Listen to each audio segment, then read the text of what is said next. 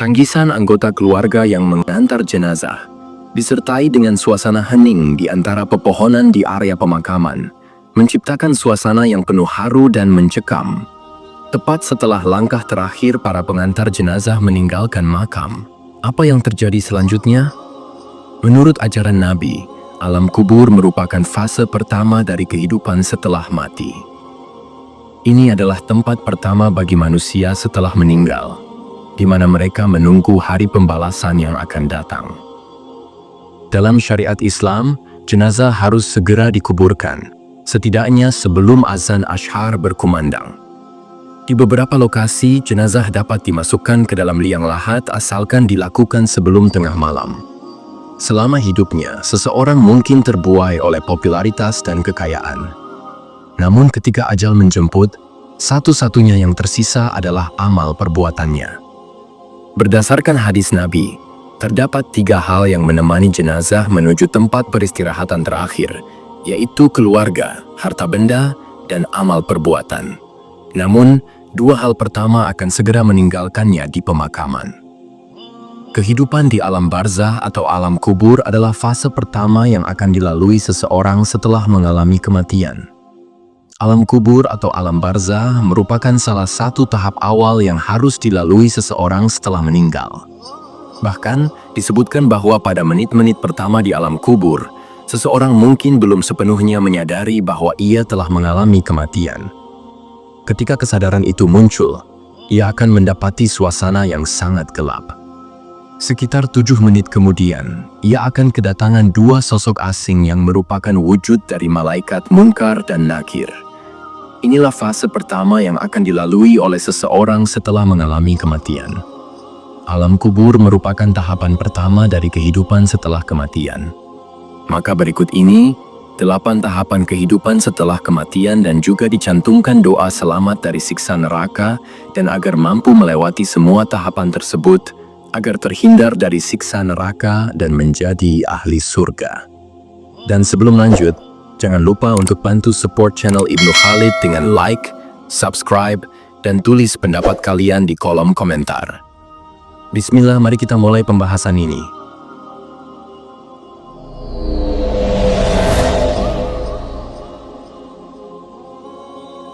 Periodisasi malam di alam kubur. Terdapat rentang waktu tertentu yang dilalui oleh sosok jenazah yang telah menetap di alam kubur, yang dihitung mulai dari malam pertama hingga 25 tahun setelahnya. Rentang waktu ini terbilang cukup panjang, dan bahkan 1 malam di alam kubur dapat terasa sangat lama. Pada malam pertama, jasad mulai mengalami proses pembusukan, di mana bagian tubuh yang pertama kali membusuk adalah perut dan kemaluan. Oleh karena itu, selama hidup, setiap individu seharusnya menjaga kedua bagian tubuh tersebut. Selain itu, jasad juga mulai mengalami perubahan warna, menjadi agak hijau dan cenderung gelap. Pada malam kedua, organ-organ dalam tubuh mulai mengalami pembusukan, termasuk lambung, paru-paru, hati, dan limpa. Malam ketiga adalah saat di mana jasad mulai mengeluarkan bau busuk. Setelah 7 hari, wajah jasad akan mulai membengkak, terutama di bagian pipi dan kedua mata. Pada 10 hari pertama, proses pembusukan tubuh akan semakin meningkat. Setelah 2 minggu, rambut jasad akan mulai rontok dan terurai bersama tanah. Pada hari ke-15, jasad akan mulai dikerubuti oleh hewan-hewan tanah seperti ulat. Dalam waktu 6 bulan, daging jasad akan menyatu dengan tanah, menyisakan hanya sedikit bagian. Setelah 25 tahun, kerangka jasad akan meninggalkan 1 biji tulang yang sangat kecil. Dari tulang inilah manusia akan dibangkitkan pada hari pembalasan. Alam kubur atau alam barzah. Seorang individu yang meninggalkan alam fana atau dunia ini akan menjalani kehidupannya di alam kubur. Kehidupan di alam kubur, terutama pada malam pertama, akan sangat mencekam. Ketika roh meninggalkan jasadnya, individu tersebut akan merasakan seolah-olah berada dalam alam mimpi, belum sepenuhnya percaya bahwa ia telah meninggal. Namun, setelah tersadar dan melihat sekelilingnya yang gelap gulita serta kain kafan yang melekat pada tubuhnya, ia akan terkejut dan mungkin menangis sedih. Ia akan mengalami syok saat menyadari bahwa ia benar-benar telah meninggal dan akan menjalani kehidupan yang panjang di alam kubur. Demikianlah gambaran mengenai tahapan pertama setelah kematian. Kita akan singgah di alam kubur yang juga dikenal sebagai alam barzah. Hal ini disebutkan dalam firman Allah Subhanahu wa Ta'ala yang artinya, agar aku berbuat amal yang salah terhadap yang telah aku tinggalkan, sekali-kali tidak. Sesungguhnya, itu adalah perkataan yang diucapkannya, dan di hadapan mereka terdapat dinding barzah hingga hari mereka dibangkitkan. Dalam ajaran Islam, alam kubur dipandang sebagai tempat persinggahan, namun waktu yang dilalui di sana dapat terasa lebih panjang dibandingkan dengan waktu hidup di dunia. Di alam kubur, manusia sudah dapat mengetahui di mana ia akan tinggal di akhirat, apakah di surga atau di neraka. Jika ia berhak masuk surga, ia akan dihisap, bahkan sejak di alam kubur, ia sudah dapat merasakan siksaan. Tidak ada yang dapat menolongnya, baik sanak saudara maupun tetangga. Semuanya akan ditentukan oleh amal ibadahnya selama hidup di dunia fana. Dalam hadis juga disebutkan bahwa akan datang dua sosok malaikat bernama Munkar dan Nakir. Oleh karena itu, sebagaimana yang diriwayatkan oleh Utsman bin Affan, ketika mayat telah dikuburkan, Rasulullah SAW sering berdiri di samping kuburan tersebut dan berkata, "Mohonkanlah ampunan untuk saudara kalian, dan mintakanlah keteguhan untuknya, karena ia sekarang sedang ditanya." Hadis riwayat Abu Daud dan Baihaqi. Menurut sejumlah riwayat, kedua malaikat yang datang kepada manusia setelah kematian bernama Munkar dan Nakir. Abu Hurairah radhiyallahu anhu meriwayatkan bahwa Rasulullah Shallallahu Alaihi Wasallam bersabda, "Apabila mayat telah dikubur, maka akan datang kepada salah seorang di antara kalian dua malaikat yang berwarna hitam kebiruan, yang satu bernama Munkar dan yang lainnya bernama Nakir." Dalam hadis yang diriwayatkan oleh At-Tirmidzi, disebutkan bahwa penampilan Munkar dan Nakir akan sesuai dengan amal perbuatan ahli kubur semasa hidupnya. Jika seseorang lebih banyak melakukan kemaksiatan, maka yang datang adalah dua sosok yang menakutkan. Sebaliknya, jika ia adalah seorang yang ahli ibadah, maka yang akan datang adalah sosok yang rupawan. Keduanya akan menanyakan tentang siapa Tuhan, agama, kitab, pedoman, dan nabi yang diikuti oleh manusia di alam kubur. Jawaban dari ahli kubur akan menentukan apakah ia dapat menjawab pertanyaan-pertanyaan tersebut dengan benar. Pertanyaan yang diajukan mencakup agama yang dianut semasa hidup, kitab yang menjadi pedoman, dan nabi yang diikuti. Semua pertanyaan di alam kubur ini akan dijawab sesuai dengan amal ibadah yang dilakukan semasa hidup, sehingga tidak ada kemungkinan untuk mencontek atau meminta bantuan orang lain, karena semuanya bergantung pada perbuatan sang ahli kubur. Apabila seseorang mampu menjawab semua pertanyaan dari kedua malaikat tersebut, maka ia akan diistirahatkan dan dipindahkan ke taman surga yang ada di alam kubur, menunggu hingga hari kiamat. Namun jika ia gagal, maka kedua malaikat tersebut akan murka, dan sang ahli kubur akan ditempatkan di neraka hingga hari kiamat, di mana ia akan menerima azab di alam kubur. Bukti adanya alam barzakh disebutkan dalam hadis ini, sebagaimana tercantum dalam kitab Nasa'i, hadis nomor 2033. Rasulullah Shallallahu Alaihi Wasallam berdoa, "Ya Allah, sesungguhnya saya, Nabi, meminta perlindungan-Mu dari siksa kubur, siksa neraka, fitnah dalam kehidupan di dunia, fitnah kematian, alam barzakh, dan dari fitnah Dajjal." Ustadz Musta'in, pimpinan Pondok Miftahul Huda Tungkal Jaya Muba, dalam tausiahnya menyampaikan bahwa Nabi Muhammad Shallallahu Alaihi Wasallam selalu mengingatkan umat manusia untuk senantiasa mengingat kehidupan setelah mati. Selain memperkuat amal ibadah, juga berdoa agar terhindar dari siksa alam kubur. Bacaan doa yang dianjurkan adalah, "Ya Allah, aku berlindung kepadamu dari azab kubur, azab neraka, cobaan hidup dan mati, serta fitnah Dajjal." Disarankan untuk membaca doa ini setelah melaksanakan sholat 5 waktu atau ketika berdoa, karena doa-doa tersebut tidak hanya mengingatkan kita akan kematian, tetapi juga memohon keberkahan dan ampunan dari Allah Subhanahu wa Ta'ala. Hari kebangkitan setelah mati yang sering disebut sebagai Yaumul Ba'ad, merupakan bagian dari rangkaian hari kiamat. Dalam hadis Nabi Muhammad SAW yang diriwayatkan oleh Abu Hurairah radhiyallahu anhu, beliau bersabda, "Sebaik-baik hari di mana matahari terbit adalah hari Jumat. Pada hari itu, Adam diciptakan, dimasukkan ke dalam surga, dan pada hari yang sama pula ia dikeluarkan dari surga. Hari kiamat tidak akan terjadi kecuali pada hari Jumat." Hadis ini juga diriwayatkan oleh Muslim, nomor 854. Selanjutnya, mengenai hari kebangkitan, terdapat hadis lain yang diriwayatkan oleh Aus bin Aus radhiyallahu anhu yang menyatakan bahwa Rasulullah Shallallahu alaihi wasallam bersabda, "Sebaik-baik hari kalian adalah hari Jumat. Pada hari itu Adam diciptakan dan diwafatkan serta sangkakala ditiup dan petir bergemuruh." Hadis ini diriwayatkan oleh Abu Daud, nomor 883, dan Ibnu Majah, nomor 1075. Hal ini menunjukkan bahwa hari kebangkitan adalah kehidupan setelah mati, di mana malaikat Israfil akan meniupkan sangkakala, yang menandakan datangnya hari kiamat. Pada saat itu, akan terjadi bencana di mana-mana, dan semua makhluk akan binasa tanpa ada yang tersisa. Setelah itu, malaikat Israfil akan meniupkan sangkakala untuk kedua kalinya, dan semua makhluk yang telah binasa akan dihidupkan kembali.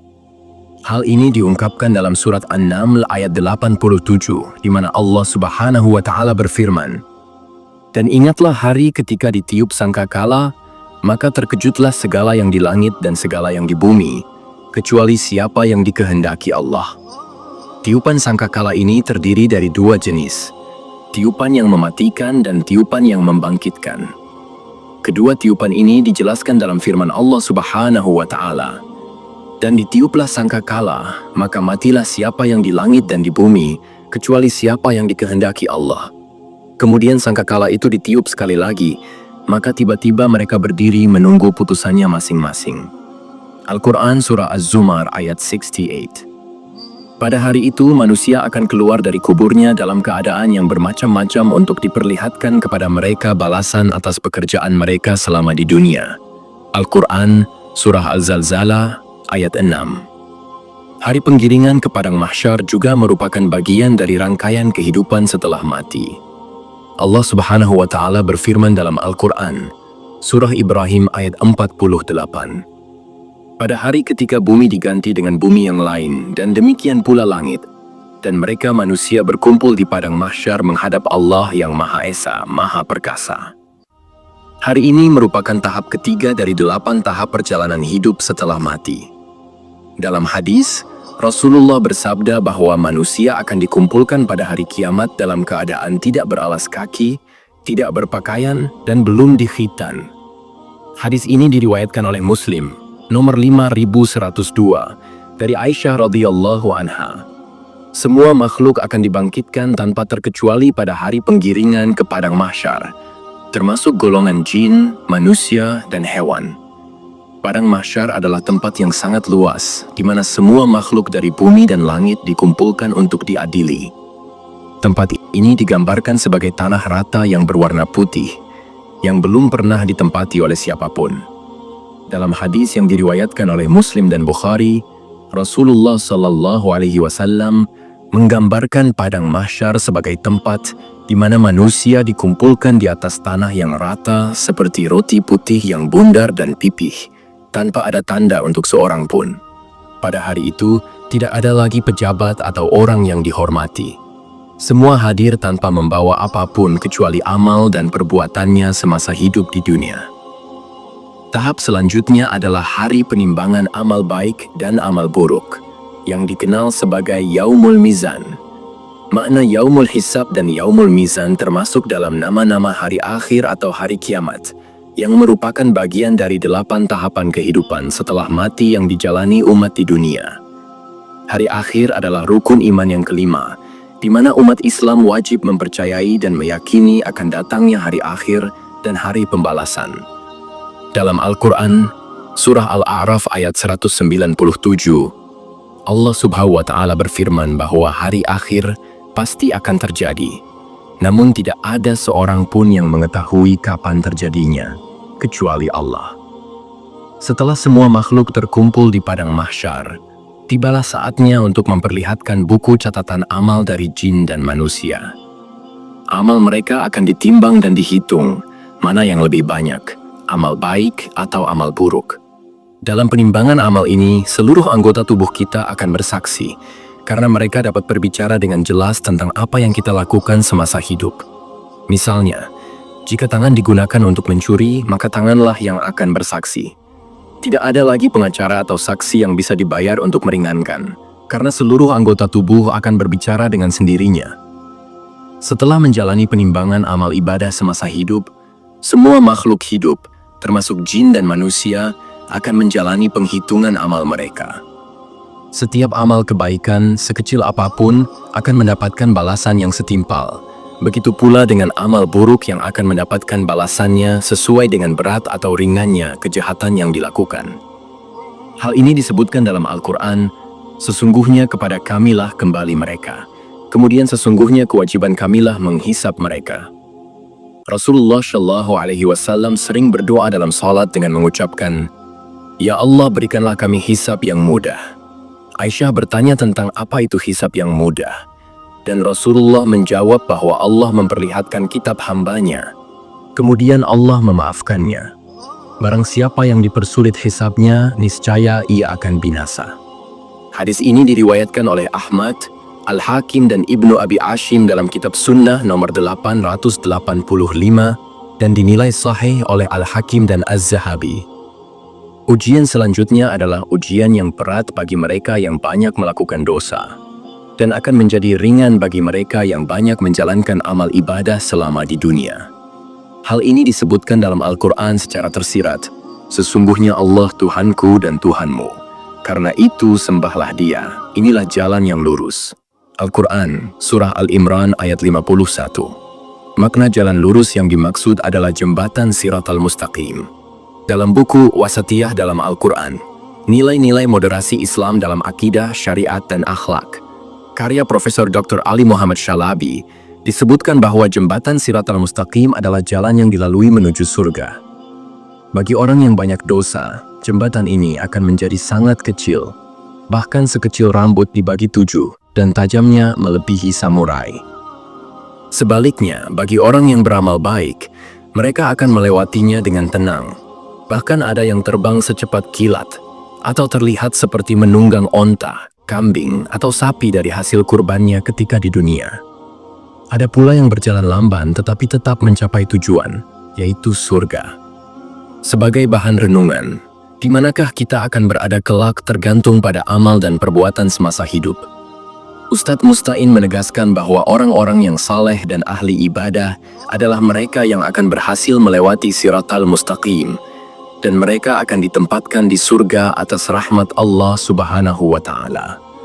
Semua orang Muslim kelak akan ditempatkan di surga, meskipun mereka memiliki dosa, namun akan mendapatkan hisab dan ampunan, serta ditempatkan di surga masing-masing sesuai dengan 7 tingkatan. Dalam Al-Quran, Surah An-Nahl ayat 32, Allah SWT berfirman, yaitu orang-orang yang diwafatkan dalam keadaan baik oleh para malaikat dengan mengatakan kepada mereka, tahapan ke-8 adalah surga bagi ahli ibadah, sedangkan neraka adalah tempat bagi semua orang yang memiliki dosa, baik itu muslim maupun kafir. Dalam kitab suci Al-Quran, terdapat 7 tingkatan neraka, sebagaimana firman Allah dalam surah Ali Imran ayat 77. Sesungguhnya orang-orang yang menjual janji Allah dan mengobral sumpah mereka dengan harga yang kecil, mereka tidak akan mendapatkan pahala di akhirat, dan Allah tidak akan berbicara kepada mereka, tidak melihat mereka pada hari kiamat, dan tidak akan menyucikan mereka, dan bagi mereka azab yang pedih. Rasulullah bersabda bahwa ada 3 golongan yang Allah tidak akan melihat mereka pada hari kiamat, dan bagi mereka akan ada siksa yang pedih. Seorang laki-laki yang memiliki kelebihan air di jalan, namun menahan dari ibn sabil. Seorang laki-laki yang berbaiat pada imam, tetapi tidak berbaiat kecuali karena dunia, Dan seorang laki-laki yang berdagang setelah Ashar dengan bersumpah demi Allah bahwa ia telah memberi dengan dagangannya dan pembelinya percaya. Dijelaskan bahwa jarak antara satu pintu neraka dengan pintu lainnya adalah 500 tahun hingga 700 tahun perjalanan, dan di setiap pintu terdapat azab yang berlipat ganda. 7 tingkatan neraka tersebut adalah: pertama, Jahannam; kedua, Laza; ketiga, Al-Husama; keempat, As-Sa'ir; kelima, Sakar; keenam, Jahim; dan ketujuh, Hawiyah. Demikianlah 8 tahapan kehidupan setelah kematian. Mari kita renungkan dan pahami, di jalan manakah kita kelak. Allah Subhanahu wa Ta'ala memberikan kebebasan kepada umatnya untuk memilih, namun azab telah menunggu bagi mereka yang memilih kehidupan di jalan kemaksiatan. Sementara Allah akan memberikan kenikmatan surga bagi hambanya yang menjalankan semua perintahnya dengan patuh dan menjadi ahli ibadah. Semoga kita semua diselamatkan dari siksa neraka dan menjadi penghuni surga Allah. Demikianlah pembahasan kita kali ini. Semoga bermanfaat dan menambah keimanan kita kepada Allah Subhanahu wa Ta'ala dan Rasul-Nya.